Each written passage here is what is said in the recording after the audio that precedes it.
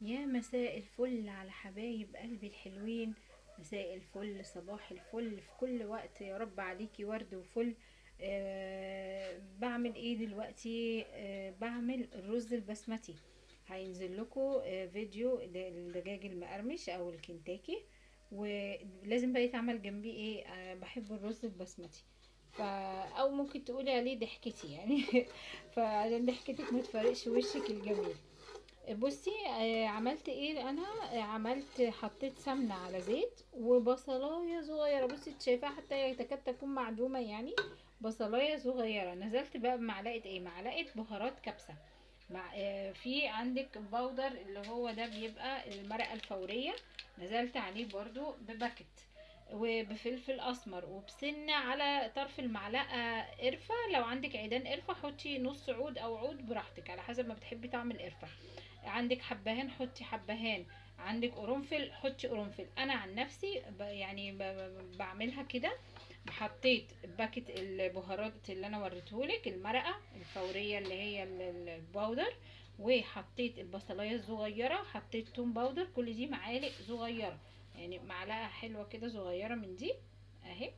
فحطيت معلقه صغيره توم باودر، بهارات كبسة، كركم كركم كركم طبعا هو اللي بيدي الطعم، عندك كاري حطي، عندك بابريكا حطي.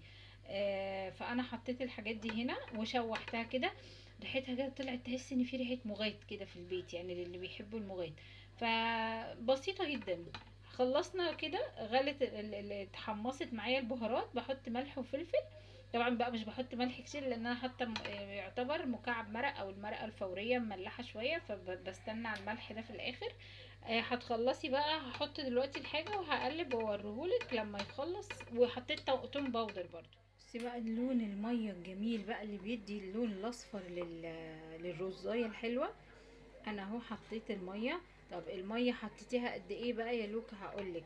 انا عندي عامله 3 كوبايات من الرز البسمتي، فالثلاث كوبايات بالظبط.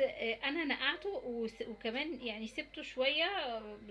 مش نسيته، بس اللي هو يعني عدى عليه وقت. لو هو نقعتيه نص ساعه مثلا، هتحطي حوالي كوبايتين ميه لكل كوبايه رز بسمتي. لكن انا سبته شويه كتير، عديت الساعه، فهحط كوبايه ونص ميه، وان شاء الله هيطلع معاكي مفلفل والمعيار مظبوط، وهنشوفها مع بعض. اهو بصي كله امتزج، لون الميه الصفرة الجميله، الكركم محليها لي. هنزل بقى عليه بقى بالرز الحلو بتاعي. بس كده، اسهل رز بسمتي اتعمل يعني. اهو هنقلب بقى الرزايه بتاعتنا الجميل. الشكل النهائي للرز عندنا زي ما انتم شايفينه كده، اصفر وجميل. وطبعا انا كنت قايله لكم ان مقدماه مع الكنتاكي، وكان متصور مفلفل وحلو. اعمليه جنب اي اكله سريعه وجميله، وبألف هنا وبألف شفا. وتابعوني على وصفات اقتصاديه مع لوكا وأوشا.